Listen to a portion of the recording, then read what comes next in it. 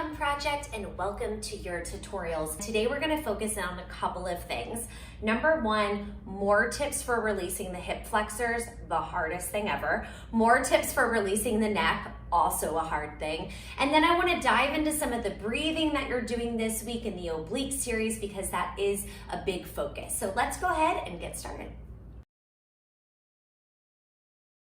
So in your warm-up this week, we are doing a straight leg seated position with a forward fold. Now, this is the moment when your hip flexors are going to want to tighten up because it's harder than you may imagine to sit with your back straight up and your legs straight out and not cramp up in the hips.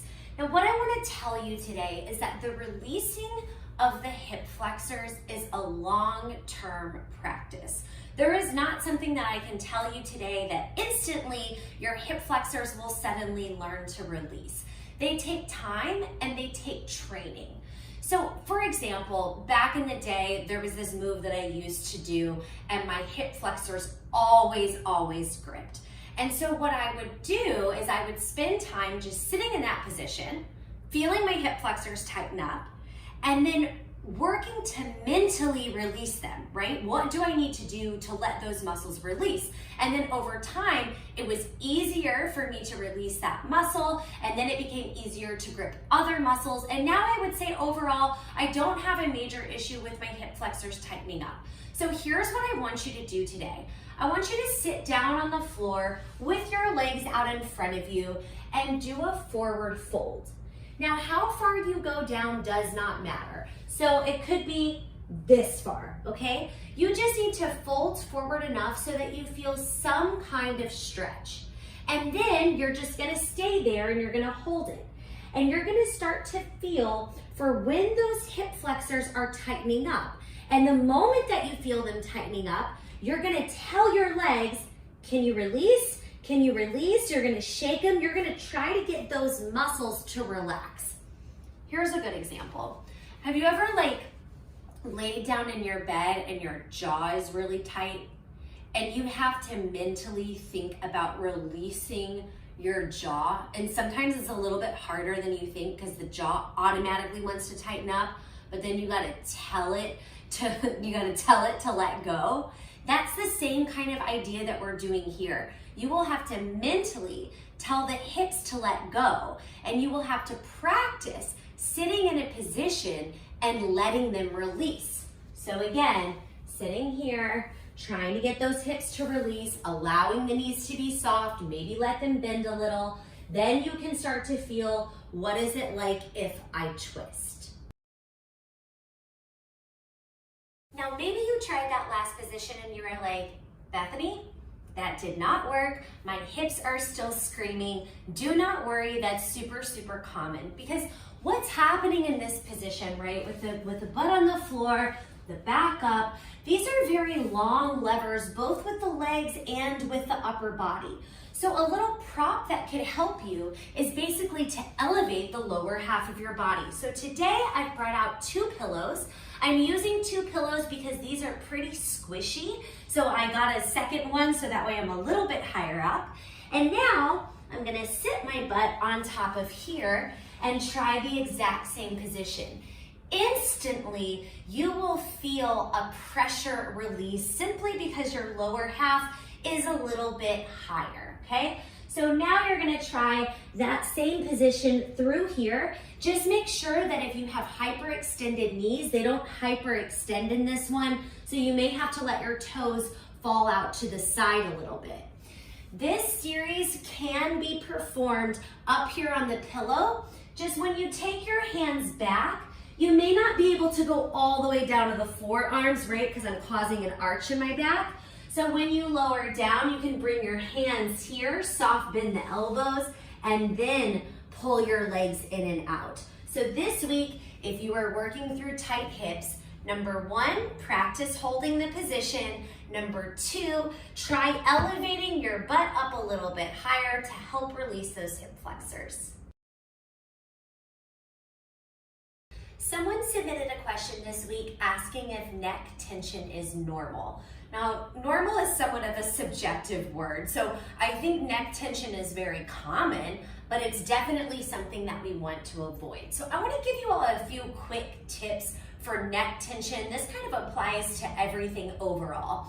The first tip has to do with a plank position. So anytime I have you on hands and knees or in a full plank position, the closer your hands are to the floor, the more likely your neck is to tense up. So you can bring yourself onto blocks like so. I'm specifically thinking about the leg series. This will definitely help with any kind of neck tension by having your hands up a little bit higher. The next place you could go for higher hands is where? Onto a chair, right? So I do show mini series this week where you can do it on a chair. So tip 1 for a tight neck in a plank position is to elevate your hands. My second tip for releasing the neck is actually one of my favorites, and it's really quite simple. It has to do with shaking your head no. This is pretty commonly found in Pilates. This series that I'm thinking of right now is when you push your arms back here. Sometimes it'll be push back, hold, look right and left, then go again. And this little turning of the head instantly helps to release the neck. So if you ever watch any of my videos, every single time, I should make a compilation, every single time I get into a plank, you'll notice me do this. Watch. You see it? I got into my plank, I rolled my shoulders back, and then I turned my head a little bit. This is second nature to me now because it's one of the ways that I check to see if my neck is tightened up. If I'm like here, it's gonna be really, really difficult to turn my head. So instead, shoulders go back, then a nice little head shake, and now you're prepped for your exercise. And my third tip for releasing the neck has to do with thinking about the line from your earlobe, down the neck, through the tips of the shoulders. No matter what move we do, you want this area to stay long. So when I lift my arms overhead like this, right? See how my shoulders lifted up? Look at this space from my earlobe to my shoulder. There's nothing in here. Now watch the difference. See? Now, the muscle I had to engage to go from here to here is actually my back muscle. It's the lat. So when I lift my arms up, I'm gonna think about pulling the shoulder blade down. The shoulder blade consistently plugs downward even as the arm lifts up, or really no matter what you're doing, right? Not here, I need to plug my shoulder blades down and anchor them in. So we want to start to learn how to connect with these muscles. It's often described as sliding your shoulder blades down into your back pant pockets, okay? So you want to think about anchoring them through here. This is another one that will take some time, but the more that you can think about this line staying long, whether your arms are out, up, you're in a plank position, whatever it may be, the longer this line is, the less you will end up feeling in your neck. And the last thing we're going to talk about today is breathing.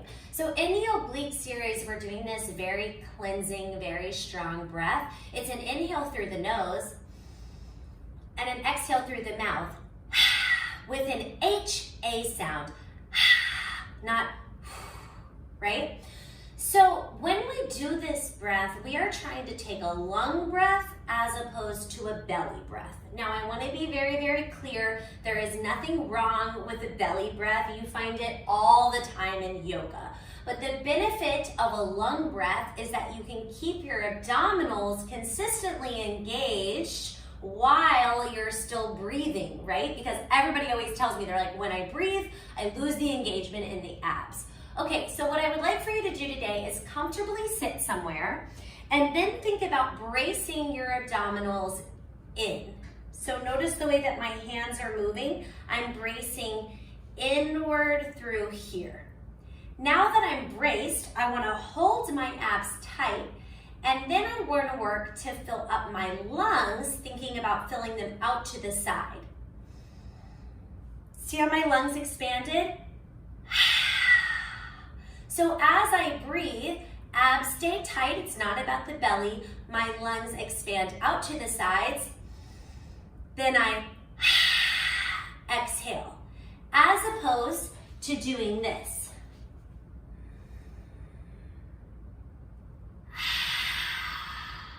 That's a belly breath. Here's a lung breath.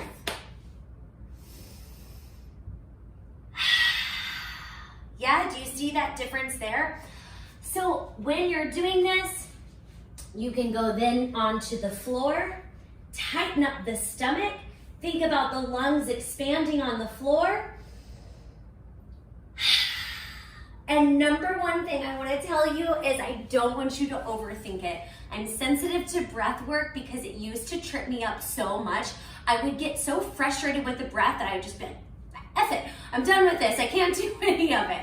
And it shouldn't be that way, okay? So overall, give yourself air. Your body knows how to breathe. Focus on tightening up the belly, get a little air into the lungs, then spit it out with a good H-A. Ha ha.